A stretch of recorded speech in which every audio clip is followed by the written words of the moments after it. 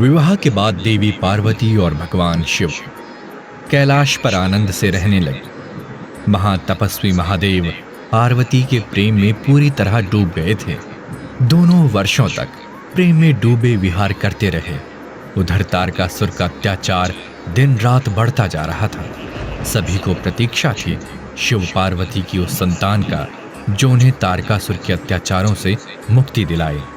और आखिरकार वो दिन आया जब भगवान शिव की संतान कार्तिकेय का जन्म हुआ। कुमार कार्तिकेय अपने पिता की ही तरह बल, पराक्रम और शक्ति में श्रेष्ठ थे। उनके यज्ञोपवीत संस्कार के शुभ अवसर पर देवताओं ने उनकी शक्ति बढ़ाने के लिए उन्हें अपने अपने श्रेष्ठ अस्त्र शस्त्र और शक्तियां उपहार में दी। जैसे श्री विष्णु ने गदा और चक्र दिए, इंद्र ने ऐरावत और वज्र दिया, शिव ने त्रिशूल और लक्ष्मी ने कमल दिए। इसके बाद देवताओं ने उनसे प्रार्थना की, हे कुमार, हम सभी को आपकी कब से प्रतीक्षा थी। ये सृष्टि वर्षों से तारकासुर के अत्याचारों से दुखी है। उस असुर का वध केवल आप ही कर सकते हैं। हे शिवपुत्र, जल्द से जल्द देवताओं की सेना की बागडोर संभालें और तारकासुर का वध कर सृष्टि की रक्षा करें। देवताओं की प्रार्थना सुनकर कुमार कार्तिकेय ने अपने माता पिता का आशीर्वाद लिया। फिर देवताओं की सेना तैयार की जिसका नेतृत्व खुद कुमार कार्तिकेय ने संभाला। फिर सभी अस्त्र शस्त्र धारण कर कुमार कार्तिकेय तारकासुर को ललकारने चल पड़े। पहले तो तारकासुर शिवपुत्र को देखकर हैरान रह गया। उसने ये सपने में भी नहीं सोचा था कि एक दिन उनका सामना सच में महादेव के पुत्र से हो जाएगा। लेकिन वो अपने घमंड में इतना चूर था कि उसे अपनी ओर आता काल नजर नहीं आ रहा था।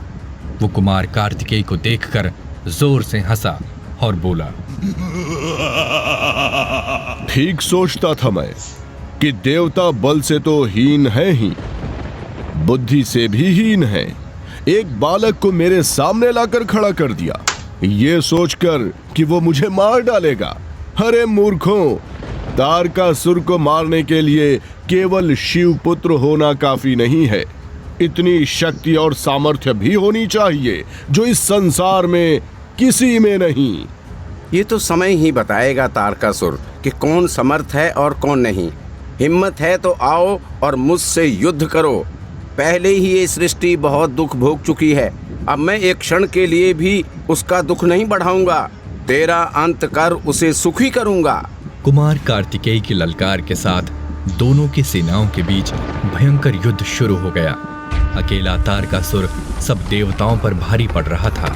वीरभद्र ने अपने प्रहार से उसे घायल किया, किंतु उसकी मृत्यु नहीं हुई। तब कुमार कार्तिकेय ने तारकासुर से सीधा युद्ध करना आरंभ किया। दोनों ने एक दूसरे के ऊपर शक्तियों से प्रहार किया। तारकासुर की शक्ति के आघात से कुमार कुछ क्षणों के लिए बेहोश हो गए।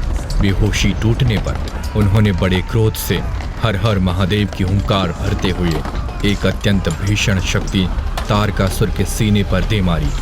उस प्रहार से उस राक्षस का सीना फट गया और वो तड़पते हुए पृथ्वी पर गिर पड़ा। कुछ ही समय बाद खुद को अजर अमर समझने वाले तारकासुर ने प्राण त्याग दिए। उसका अंत देखकर सभी देवताओं, यक्ष, गंधर्व, किन्नरों आदि में हर्ष की लहर दौड़ पड़ी। पृथ्वी और आकाश खुशी से झूम उठे।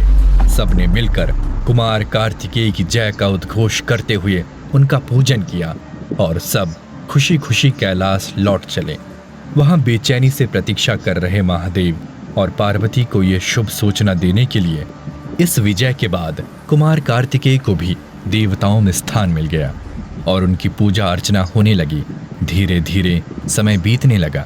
भगवान शिव और देवी पार्वती के और भी संतानें हुई, लेकिन उनके जीवन में उस एक पुत्र का आना अभी बाकी था जिसके बिना ना सिर्फ उनका परिवार अधूरा था बल्कि ये संसार भी अधूरा था।